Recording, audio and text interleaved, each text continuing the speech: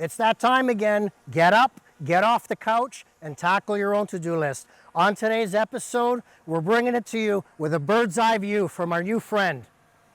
We're installing an over-the-range exhaust fan, and we're going to be working on the rooftop, as you can see. Stay tuned.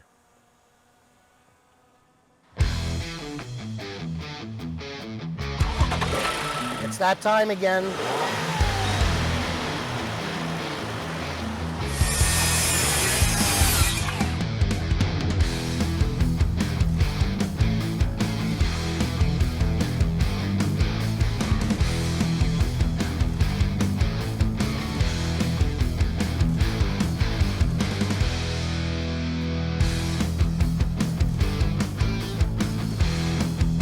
Load the truck, ladders, tools, all materials. And don't forget the coffee maker. Let's go.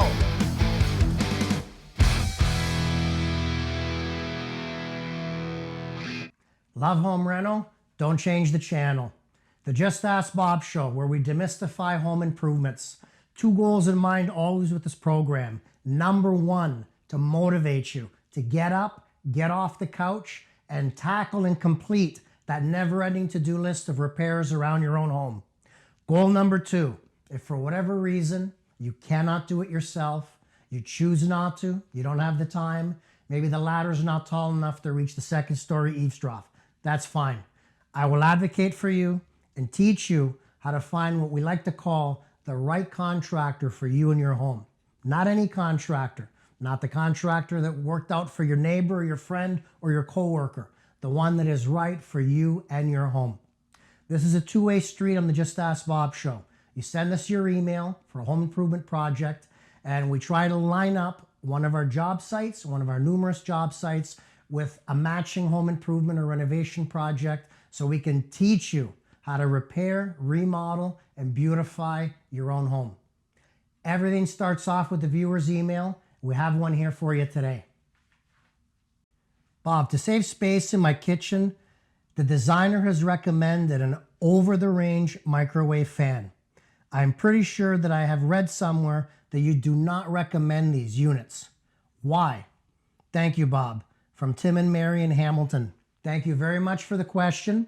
As you can see today, we're not in the shop. We're on location at one of my job sites. This is a cute little rental income suite on the second floor of a home in beautiful Hamilton.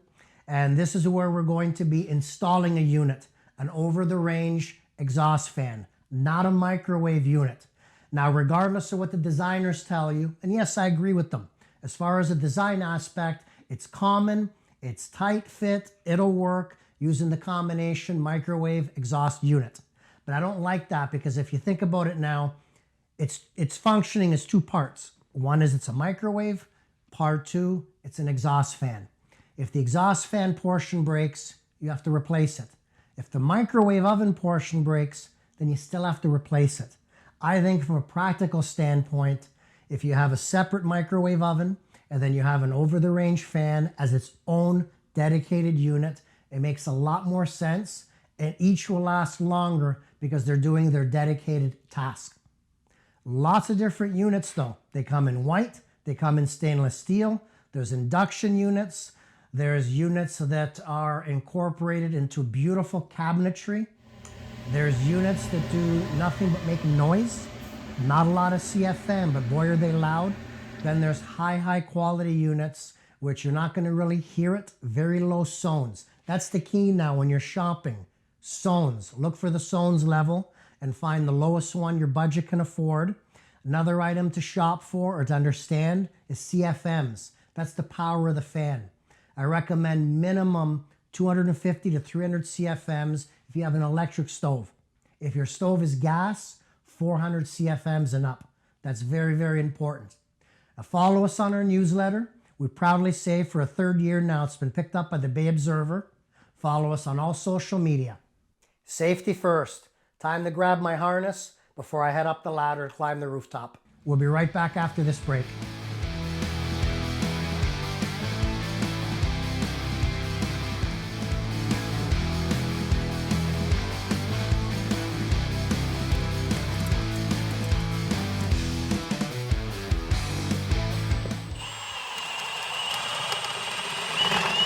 Yeah, I'm through. All right, as you can see, our pilot bit did a great job.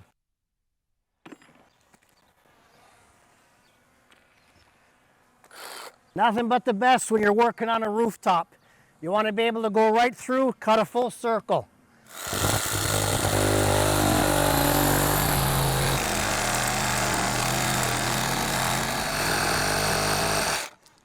There you go. Now, please, depending who you're hiring, I mean, if you're doing it yourself, you do a good job. If you're hiring a contractor, make sure they're not butchers. I've seen them make massive holes. You want to use the right tool to do the right size hole. It's not comfortable, not easy up here. Fighting gravity. Next tool is going to be a putty knife. We're going to loosen these shingles.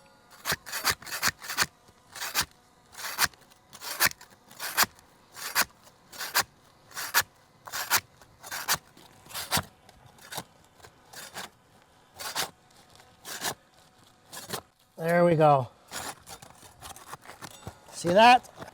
The warmer the weather, the easier it'll be to loosen the shingles. Helps to have a pry bar.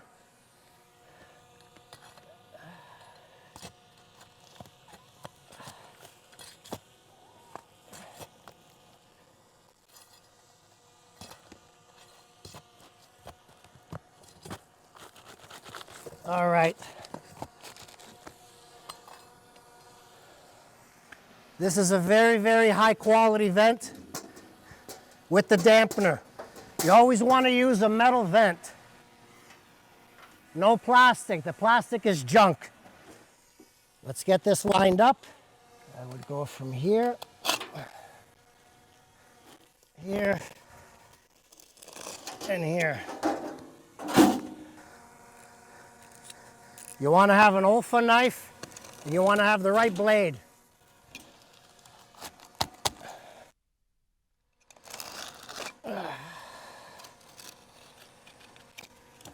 Collect all your garbage as you go.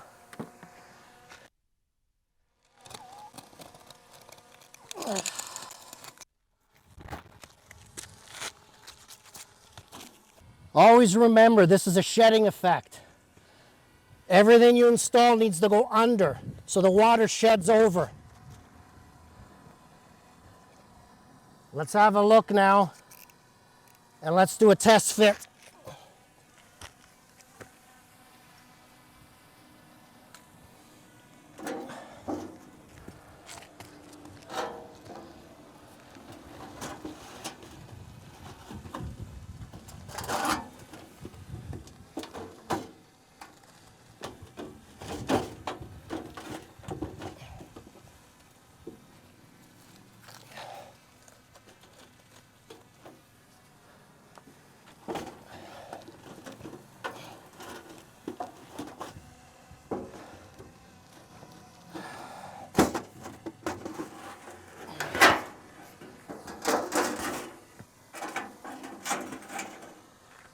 We got some nails to remove from up under here.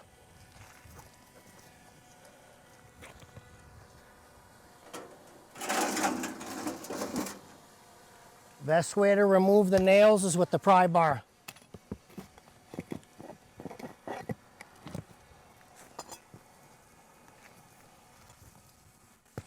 See?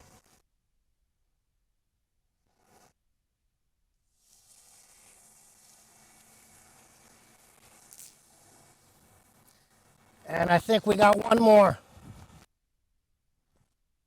Yep. These nails are what's keeping the rain cap from seating back all the way. Okay, that should be better.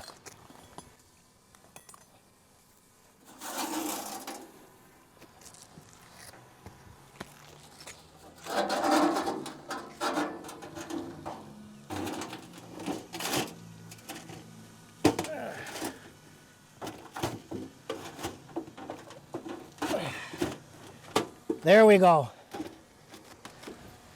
Now you don't need a lot of nails. Gonna use roofing nails.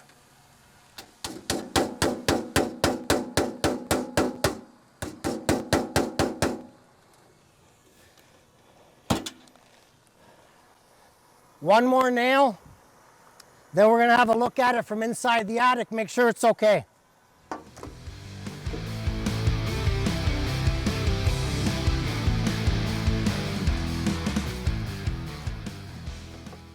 As you can see, we made this custom elbow. It seems like the premium rooftop rain caps don't come with an elbow on the inside. So this is a very important step, so you have something to attach your ducting to. A word of advice, avoid your attic during July and August. The heat can be deadly. Preparing the fan for which way you're going to exhaust it is very important. In this case, we're going vertically, which is a 7-inch round. The other way you can do it is you remove the knockout on the rear, and that's about 3 1/4 by 10. So this way you'd be venting directly from the rear if it's being mounted on an exterior wall. So that's the ideal. If you're not mounting it on an exterior wall, then you have no choice but to duct vertically up through the kitchen cabinet, out through the attic, and terminate it through the roof. Do not let it vent into an attic space. I've seen that way too many times. Now, as you can see, we broke out the cutout here because these units are made, again, to discharge top or back. So they've got metal that has to be disconnected, and you want to tape. You want to tape everything so you don't have any leaks. And you want to tape it with the right stuff. Metal foil tape, not duct tape. I strongly recommend having 2 people when you install it. Ryan's going to give us a hand here. Ryan is safe because I made sure I turned the power off. So for those of you at home, make sure the power is off. All right. The first thing we're doing is feeding the wires through the back. Our electricians took care of the wiring. It can be awkward. And as you can see, we've already done our cutouts into the cabinet.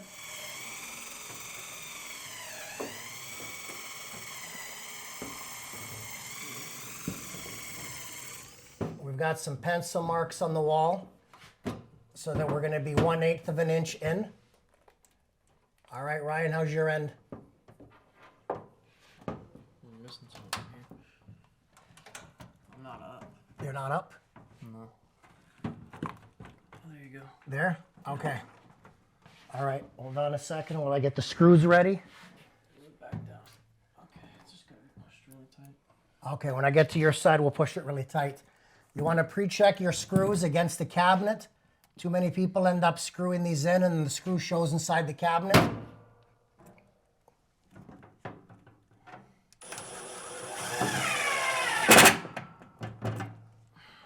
It's just a short screw, about 3/4 of an inch. Now, all right, you can let go. So you're going to push here. Push.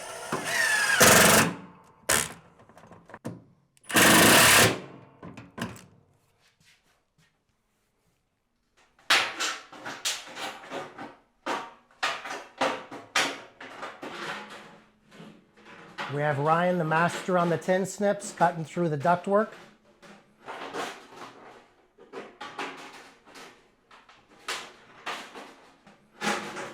As you can see, we're using rigid metal ducting as opposed to anything corrugated. Much better product.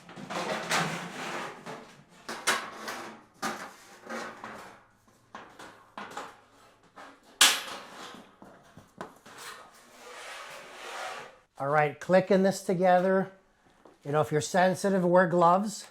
My hands are like steel. I'm used to this. But this takes a little bit of experience.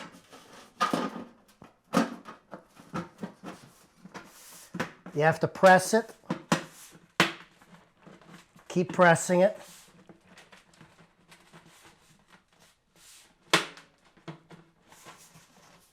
Until it locks together. There we go. Now for some tape. Ryan, always tape the joints, always. You're doing so much work, you don't want to have any heat loss at all. No heat loss. Hardest thing with this tape is peeling it. That's why Ryan doesn't like peeling it for me. This one's being too difficult. There we go.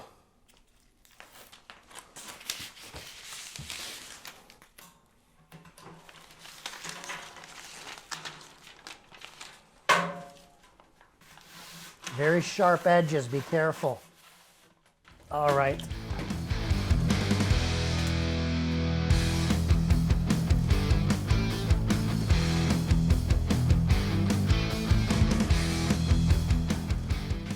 Start feeding the vent down, nice and straight. Oh, hold up. A very important step for those of you at home. You want to vacuum this out if any debris or if any insulation fell into it. I'll guide you. Hold on.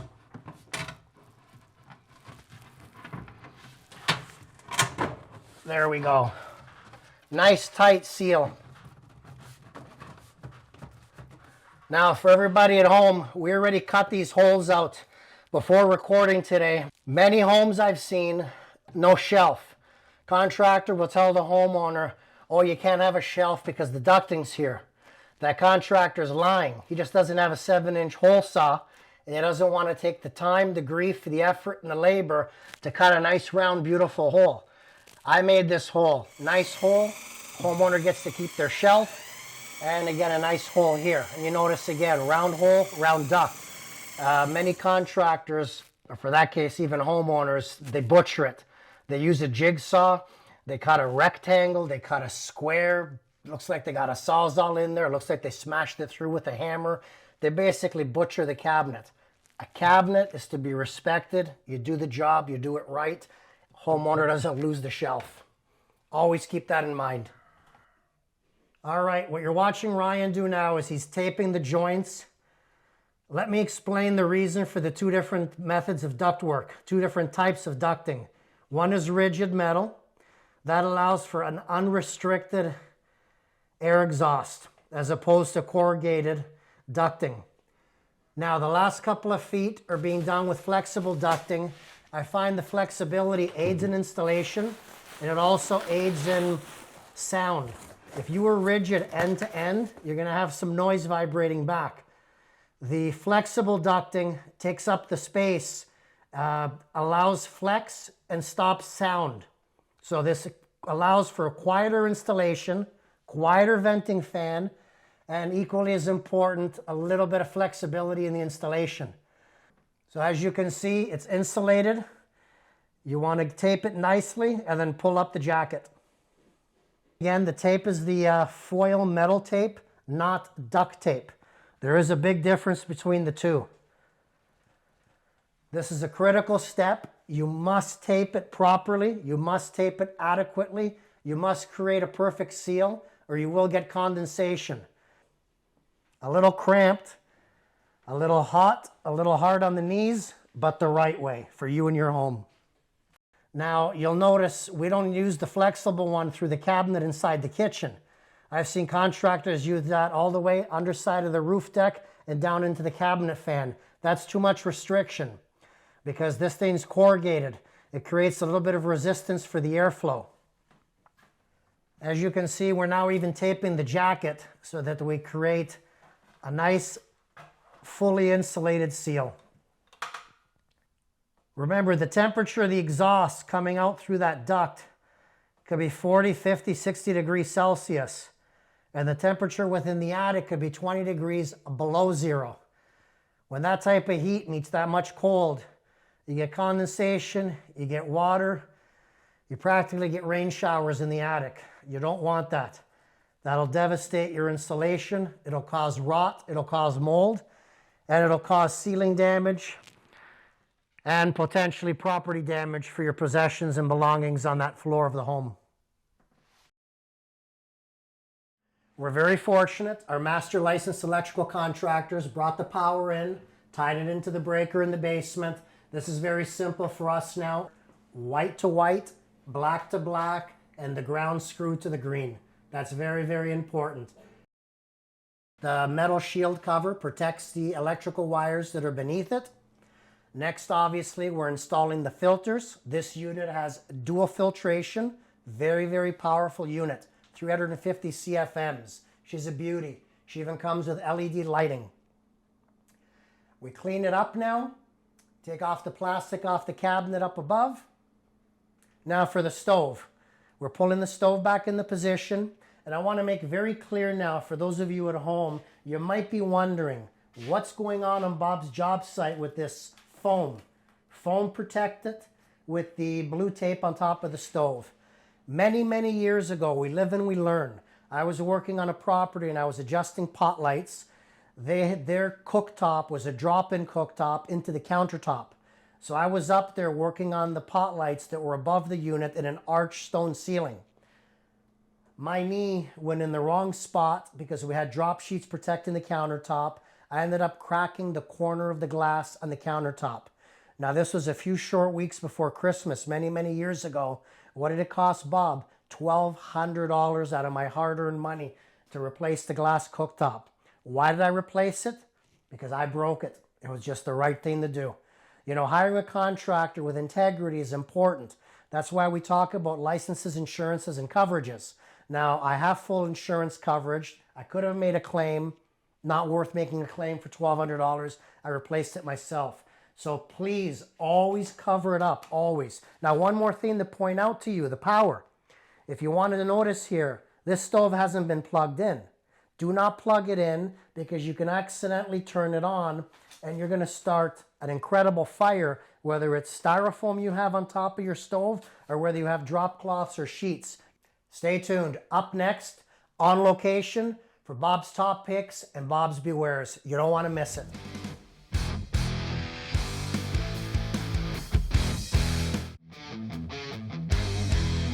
For everything home rental, follow us on social media.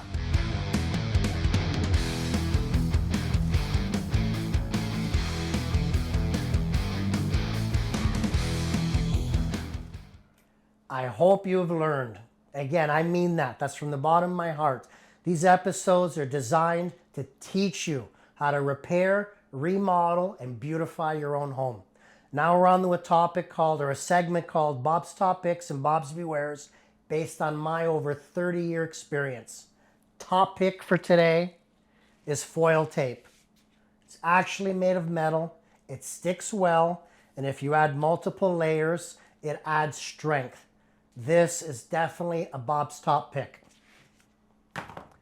Now, talk about a Beware. This is your typical duct tape. That starts with a D, not tuck tape. Tuck tape, if you've learned on other past programs, is your red tape or your blue tape, used for exterior home wrap, exterior Tyvek, or on the inside of your home, the blue one for vapor barrier. This is simply duct tape with a D. No good. Doesn't stick well, comes loose, can't handle the heat. This episode concludes season 10 of the Just Ask Bob Home, brought to you on Cable 14. We're very, very proud of the work that we do as community volunteers. Even prouder to tell you, we've been renewed for season 11, which will be coming this fall. Check your TV guide. We are going to be continually demystifying all your home repairs and improvements from the foundation to the rooftop as we bring you our biggest, boldest season yet to come. Now, until the fall, every episode from season 10, all 8 of them, will be replaying and rerunning throughout the entire summertime. Check your TV guide for details. To learn, we have many ways to learn because you, the viewer, learn differently. Some of you learn by reading. We have DIY columns on our website, justaskbob.com. Others of you learn best by listening. We have not one, but 2 home improvement radio shows from the former Just Ask Bob radio show edition. We have that on our website, again at justaskbob.com. Others learn best by watching, just as you're doing now. We have over 100 episodes from the last 10 seasons, and as well as our advocacy news episodes, once again, all of them on justaskbob.com. So whether you learn best by watching, reading, or listening, we have it all on the largest home improvement database on the net. Are you old school? You want to just chat? Pick up the phone anytime at all. 289-649-0196. Again, that's 289-649-0196. Call me anytime. Thank you.